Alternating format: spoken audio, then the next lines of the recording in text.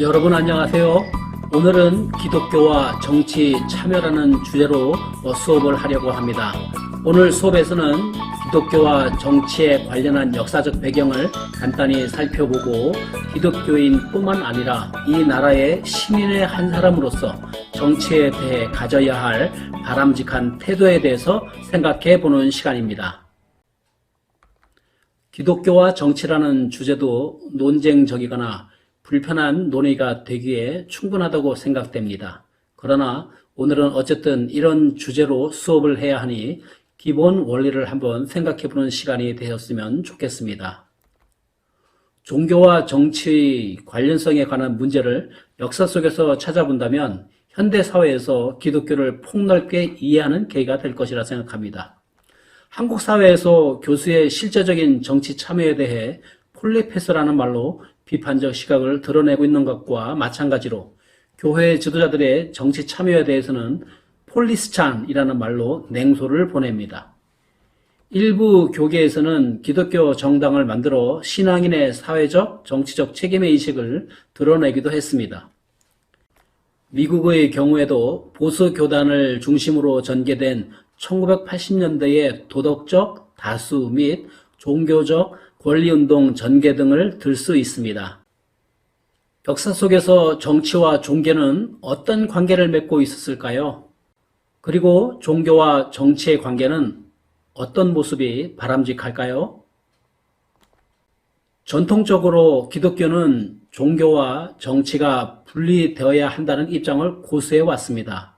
왜냐하면 정치와 종교의 분립이라는 관점이 정착되기 전에는 재정일치의 사회가 전개되었습니다. 재정일치라 함은 종교와 정치적 권력이 분리되지 않은 상태에서 한 사람에 의해 집중된 정치체제를 말하는 것이죠. 그러나 역사의 시간이 흘러가는 동안 세속적인 권력에 만족하는 정치 지배자들과 종교 전문가들로 나뉘어지게 되고 서로 충돌하게 됩니다. 그런 가운데서 세상 권력으로 타락한 교회를 더 이상 지켜볼 수가 없었던 종교개혁가들에 의해서 16세기에 종교개혁이 일어났습니다. 당시 종교개혁가들은 신정이 종교를 타락시키는 악마의 도구라고 비난했습니다. 마르틴 루터는 종교와 정치의 두 왕국은 다 하나님이 제정하신 것으로서 대등한 관계로 생각하여 어느 하나가 다른 하나에 종속될 수 없고 양자는 긴밀하게 협력해야 한다고 보았습니다. 이번에는 미국의 정치와 기독교에 대해 잠깐 살펴보도록 하겠습니다. 미국의 주요 개신교 교파들이 종교와 정치의 엄격한 분리론을 받아들이는 것은 아닙니다.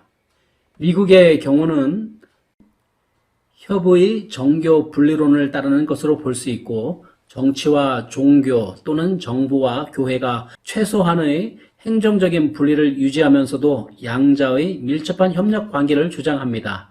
그 까닭은 정치와 종교가 분리될 수 없는 현실 가운데서 종교는 국민 개개인의 개인 생활은 물론이고 그들의 갖가지 사회생활과 활동, 즉 정치적, 경제적, 문화적 활동의 정신 및 도덕적 규범을 다루고 있다고 보기 때문입니다.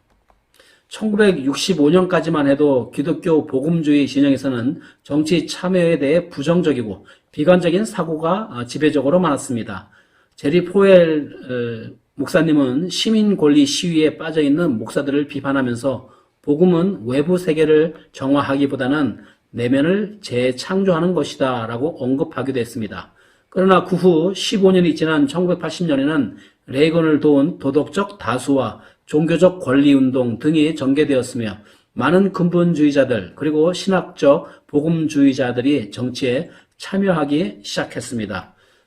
1980년대는 라틴 아메리카와 아시아에서 많은 기독교인 정치 지도자들이 선출되기도 하였습니다. 잠비아에서는 내각에 목사들이 임명되면서 기독교 국가임이 선포되기도 하였지만 많은 정치 지도자들이 독재, 고문, 부정부패 등에 휘말려 실패하고 말았습니다. 여러분, 잠시 영상을 하나 준비했는데요. 미국에서 독실한 기독교 정치인이 대학 졸업식에서 했던 연설 장면입니다. 전 미국 부통령 마이크 펜서인데 제리 포엘 목사님이 설립한 리버티 대학의 졸업식장에서 한 연설입니다. 잠시 보고 오시겠습니다. The truth is, when you leave Liberty Mountain, you're going to find an America filled with promise.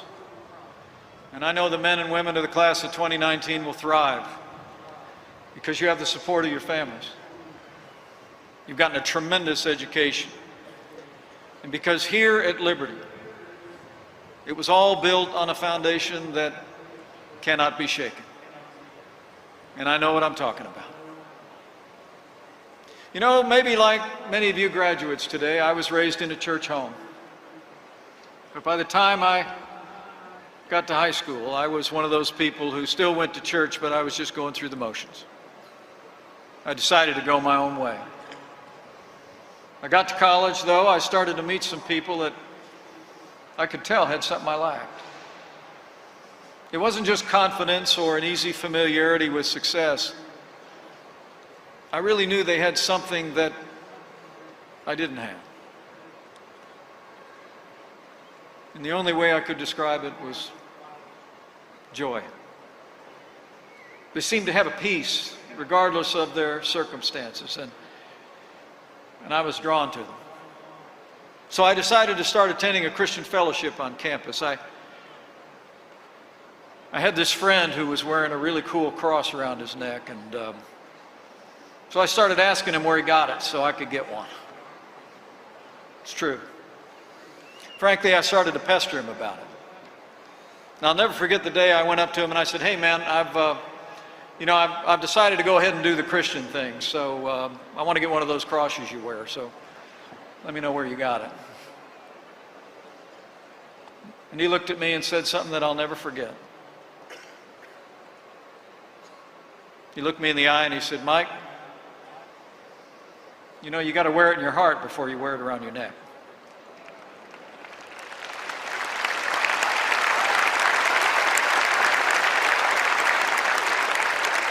And I wrestled with those words for days. I didn't know what he meant, but I knew there was truth in it. A few weeks later, I found myself at a youth Christian music festival in Wilmore, Kentucky. I listened to a sermon or two all day long, and I heard those words that I'd heard ever since I was a little boy. That God so loved the world that he gave his only Son, that whoever believes in him should not perish but have eternal life. But on that rainy Saturday night, I heard it differently. Sitting on that hillside, I realized that also meant that God so loved me that he gave his only Son to save me. Overwhelmed not with guilt, but with a heart overflowing with gratitude, that night I put my faith in Jesus Christ as my personal Lord and Savior, and it's made all the difference.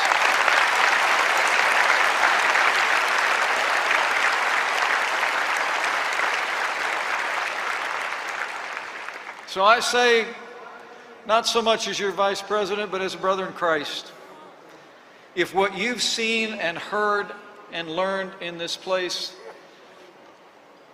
has also taken hold in your hearts, go from here and live it out. Share it. Because America needs men and women of integrity and faith now more than ever. 이번에는 한국에서의 정치와 기독교에 대해 잠깐 살펴보도록 하겠습니다. 한국교회는 1901년 장로교 선교공의회에서 정교분리 원칙을 재확인했으며 한국 목회자들은 선교사들에 의해 교회가 국가에 관여하는 것을 금기시하는 신앙적 태도를 배웠습니다. 이런 정교분리의 원칙들은 청교도적 경건주의와 정교 분리론적 소신을 고백한 선교사들의 신앙적 입장이 반영되어 있었습니다.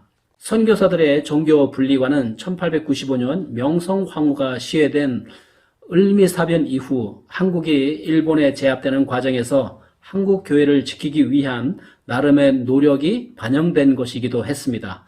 즉 일본의 위협 앞에서 조선 교회 존립을 위해 정교 분리의 명분을 갖고 교회에 대한 불간섭을 확보하는 전략으로 볼 수 있습니다. 선교사들은 후일 3.1 운동이 발발했을 때에 그리고 신사참배가 강요됐을 때 정교 분리론에 근거하여 총독부의 회유를 거절할 수 있었습니다. 특히 신사참배 문제에 대해서는 강경하게 비판하는 입장을 취할 수 있었습니다. 당시 한국교회는 금욕윤리, 선교를 통한 주체의식, 창조적인 인간상 등을 강조했다고 볼 수 있습니다. 그러나 이러한 정교 분리의 관점은 해방 후에 특히 보수 진영에서 왜곡되어 아예 단절의 개념으로 오해되는 패단이 나타났습니다. 기독교인들은 정치에 대해 어떤 태도를 가져야 할까요? 이 시간에 영상을 하나 준비했는데요. 기독교인들의 정치 참여에 대해 어떤 생각이 필요한지를 생각하며 보고 오시겠습니다. I think if we're looking for wisdom about how to be engaged politically as Christians in our late modern context, we could do no better than go back to the 5th century. I am convinced, and this is my work for the next couple of years, that St. Augustine's City of God is an unbelievably rich resource for us thinking through our postmodern context. And here's why. Well, for a lot of reasons, but at least this. I mean, some of us might not realize how pluralist and fragilized Augustine's context was. We tend to imagine Augustine as a medieval theologian. He's not. He's writing in late antiquity. He's not writing, I mean, we also imagine that he's writing from this sort of, uniform, homogeneous and hegemonic Christendom. He's not. He's writing the City of God in a very fraught context where people are saying that Christians are to blame for the fall of the empire and all of these kinds of things. And he does two things, I think, in the City of God that are really important. One is he is actually trying to get Christians to stop over-identifying the City of God with earthly empires. So it's actually a sifting process, because some people, including folks like Jerome, seem to have thought that because the City of God and Rome were almost identified, when Rome falls, it's like, oh my gosh, the City of God is falling. And Augustine kind of writes the City of God and makes this distinction to remind them, no, we are citizens of a heavenly city, and that city finds its political instantiation in the church, which is the body of Christ. So we kind of shouldn't be surprised that earthly empires fall. That's not, stop over-identifying. Very relevant message for today. But at the same time, he says, you seek the welfare of the city. That sort of, we don't give up on being an influence for the common good. And for Augustine, that's because the Christian faith comes with a robust vision of what God wants for the whole world. It's not just an escape plan for souls. It is a vision of shalom and flourishing for every sphere of creation. So he says we have something to say about that, and the church should be that kind of leavening influence. But then what Augustine gives you is also a theology of creation that helps us to understand how and why Christians should be contributing culture making that contributes to the flourishing of creation and to the cities of which we are a part. And the fun thing with Augustine too is you can see this in his sermons. So of course you have big magisterial works like the City of God, but if you ever get a chance to pore through his sermons or his letters, he is functioning politically. He's appealing to princes, he's appealing to governors rather, and asking them to exercise mercy in how they administer the death penalty. He's intervening in conflicts, seeking peace. You see a model of an engaged Christian leader who both has a strong sense that the center of gravity of our political identity is the body of Christ, but then that sort of spills over into a concern for the common good, even with those who are not members of that City of God. I think it's a really, really rich resource. 네, 영상에서 보신 것처럼 어거스틴이 하나님의 도성에서 강조한 것은 무엇일까요? 기독교인들이 지상의 제국과 하나님의 도성을 지나치게 동일시하는 것에 대해서는 반대하였습니다. 그러나 도시의 번영을 추구해야 하므로 공공선의 증진을 포기하지 않는다는 것이죠. 그러므로 기독교인이 이웃 사람들과 더불어 살아가면서 사회의 공동체의 구성원을 위해 공공선을 실천하려면 필연적으로 정치에 참여해야 한다는 것입니다. 기독교인은 정치에 대해 어떤 태도와 관심을 가져야 할지를 생각해 보겠습니다. 구약 성경에서 왕의 이야기는 얼마나 하나님의 말씀에 순종했느냐의 이야기도 나오지만 어떻게 정치를 잘 했느냐 하는 이야기도 나옵니다. 이스라엘 백성들이 사사시대에 사무엘에게 왕을 요구할 때 그들은 왕의 조건으로 백성을 공평하고 정의롭게 잘 다스릴 왕을 요구했었습니다. 즉 백성들을 위해 정치를 잘 해달라는 요구였던 것이죠. 그리고 기독교 역사 속에서 얻은 교훈은 정교 분리, 즉 정치와 교회는 분리되어야 한다는 것입니다. 정치가 교회에 관여해서는 안 되며 교회 또한 정치에 관여해서는 안 된다는 것이죠. 서방 교회가 중세 암흑시대의 역사를 통해서 얻은 교훈입니다. 교황이 왕의 임명을 허락하던 시기에 교회의 권력이 너무 커져서 부패할 대로 부패하고 타락하였던 모습에서 비롯된 방향입니다. 그런데 한국에서 정교 분리를 주장하는 사람들 대부분은 자기에게 유리한 쪽으로만 해석하려는 경향이 강합니다.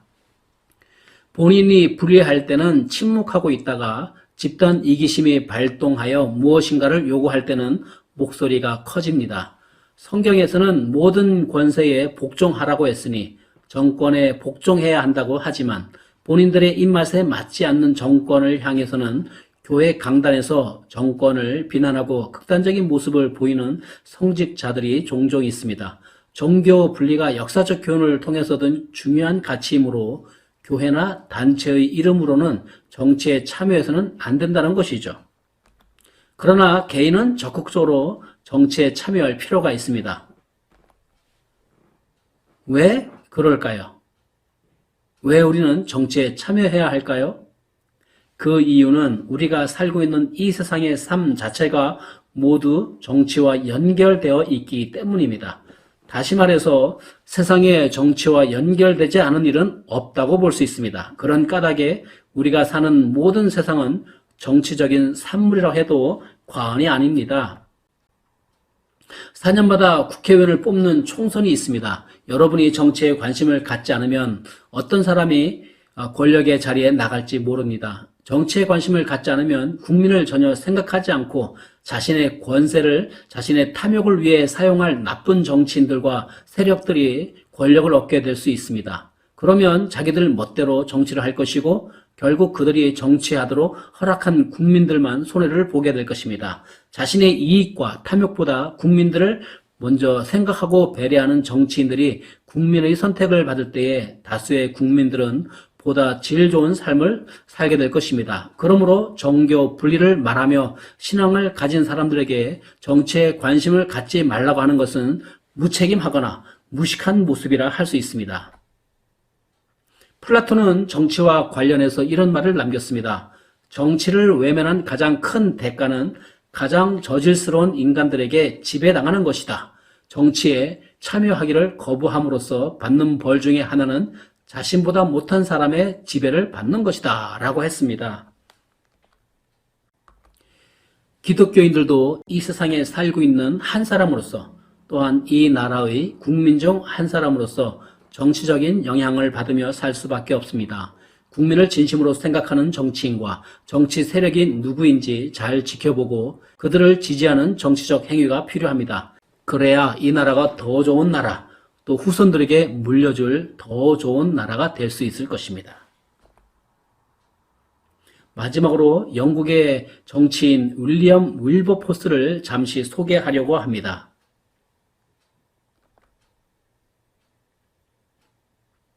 그는 영국의 정치인으로서 노예제도 폐지운동을 이끈 지도자였습니다.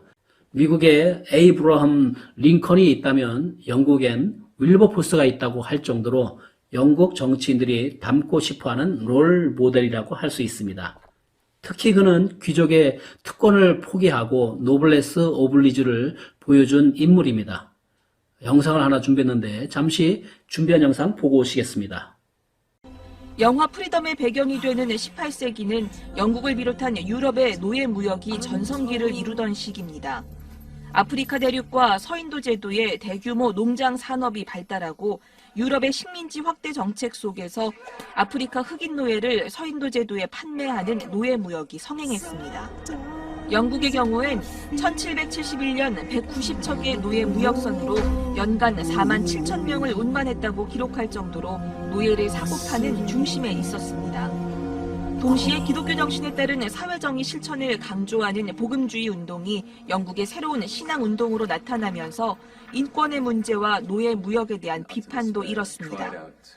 이 같은 시대 배경 속에 노예 무역 상인에서 성직자가 된 존 뉴턴은 젊은 정치인 윌리엄 윌버포스가 노예 무역 폐지에 앞장서도록 영향을 미칩니다. 윌버포스는 1789년 첫 노예 무역 폐지 법안을 낸 이후 11번이나 법안 통과에 실패했지만 오랜 시간을 끈질기게 매달려 20여 년 만인 1807년에 노예무역 폐지 법안을 통과시켰습니다. 건강이 악화된 윌버포스는 완전한 노예제의 폐지를 위해서 1825년 의원직 사퇴 이후에도 끝까지 힘을 보탰고 결국 1833년 영국의 모든 노예를 1년 내에 해방한다는 결정이 내려집니다. 존 뉴턴 그리고 윌버포스는 개인의 회심에 머물지 않고 사회를 더 깨끗하게 만들어 나가려는 참된 그리스도인들이 모여서 사회의 제도적 악을 개혁할 수 있음을 보여주고 있습니다. 네, 영상에서 보셨던 것처럼 윌리엄 윌버포스는 당시 노예 무역의 전성기 시절에 아프리카 대륙과 서인도 제도의 대규모 농장 산업이 발달하고 유럽의 식민지 확대 정책 가운데 아프리카 흑인들을 서인도 제도의 노예로 파는 무역이 성행하던 때에 살았습니다. 그러나 동시에 기독교 정신에 따른 사회 정의 실천을 강조하는 복음주의 운동으로 영국에서 새로운 신앙 운동이 활발하게 일어난 까닭에 인권의 문제와 노예 무역에 대한 비판도 일어나던 때였습니다. 이런 시대에 기독교 신앙인이 어떻게 국가와 사회에서 보다 정의롭고 공평한 사회가 되도록 정치적 힘을 발휘할 수 있는지 보여준 예라 할 수 있습니다. 그것이 성경에서 말하는 기독교인들의 빛과 소금의 역할이라 할 수 있습니다.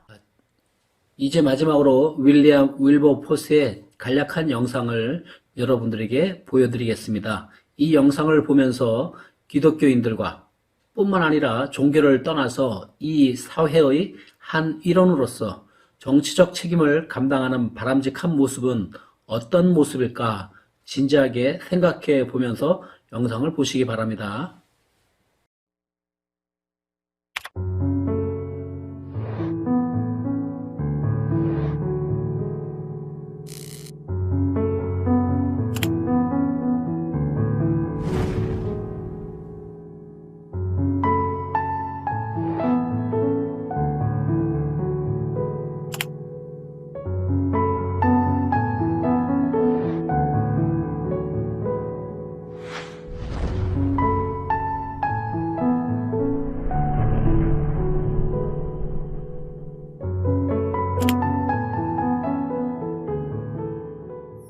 He wrote this song. Amazing grace, how time for heart for the merchant boys.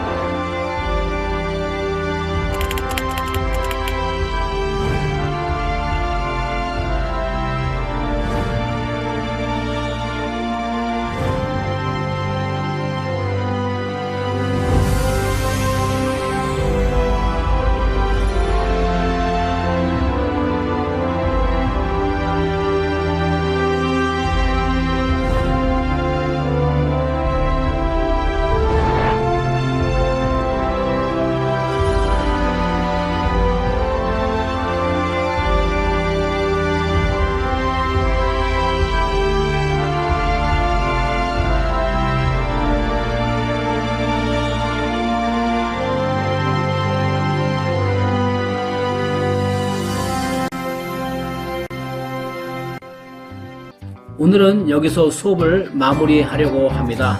네, 오늘도 여러분 수고 많이 하셨습니다.